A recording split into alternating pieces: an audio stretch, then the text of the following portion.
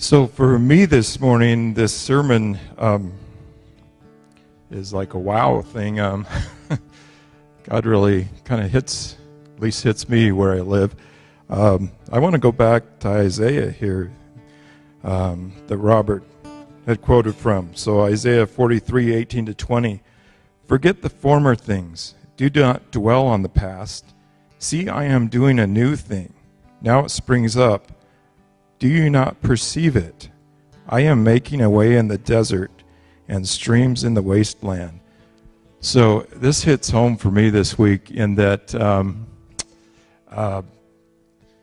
I set up a meeting with Emil. If you know Emil, he is the pastor of Cross Power, the Congolese church that meets here at 4 p.m. And there are some things I needed to talk to him, and I don't know. I have to confess, I've been a part of this church a long time, and maybe take some ownership of it. But this building is not my building. This is God's building, and He's using it. So we had quite a different conversation than what I had planned when I was talking to Emil on some different things I thought we needed to nail down and, get some understanding with each other. Well, he started talking to me of what God's laid on his heart. And his heart, he wants to bring a crusade, and he's planning on bringing a crusade right here. And that's in June. So be in prayer for Emil and the Congolese church. And it's not just their church. His vision is big. And I'm sitting there thinking, we can't do that. What? We can't do that. No, we can do that. So we will have a crusade here. And I don't know how we'll be involved, but Emil wants us somewhat involved. So be in prayer about that.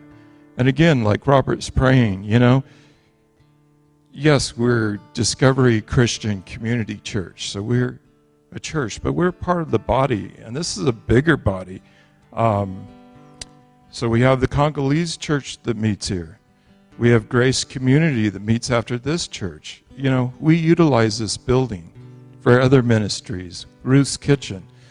We have other ministries, and it's bigger than us. And just pray for God's blessing on what this means. And I'm probably the worst of it, and Tricia knows this. No, we've always done it this way. No, God is moving, and He's moving in our midst. And just be in prayer on, what it is that God wants you to do within this church, but beyond this church. Like Robert was talking about Derek. Yeah, we need to reach out beyond these walls. Not patting each other on the back, and that's good. But we need to go out. And so, be in prayer about this crusade. Like I said, I came in the meeting, it totally turned around into a whole different thing that I wasn't planning on, but it's like, wow, let's be in prayer. And it really just hits me here where it says, I'm making a way in the desert and streams in the wasteland.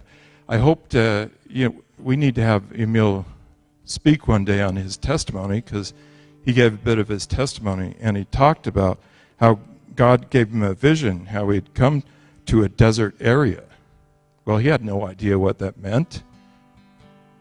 And out of all the places he could come, he comes to Utah. Salt Lake City, Utah. It's just one of the amazing things in life. God is working, and He's using our building. And again, I'm saying our building. This is God's building. So God will use it for what He plans to use it for. So be in prayer about that. So I don't know about you, but I'm sure taking that to heart. Forget the former things. Do not dwell on the past. Like Robert said, though, yes, remember what God did. But let's not hold on to, this is the way it's always been done. I'm going to try not to hold on to this is the way it's always been done. But I know many of you people know me. I do not like change. I've admitted that. But we've had plenty of change here. and it's going to continue. So be in prayer about a pastor, but be in prayer about this church. God is moving. We're seeing amazing things. So I'm just so thankful. So this morning, before we partake of the elements together, let's just go before God. You know, what is God doing in your heart? I don't know, maybe you had something this week that turned out totally different than you planned. I know that meeting with Emil, that was a whole different meeting than I had planned. But again, it was God's plan. But what is God working with you in your heart? What is he doing within you? So come before God. Just speak to God a minute before we take the elements.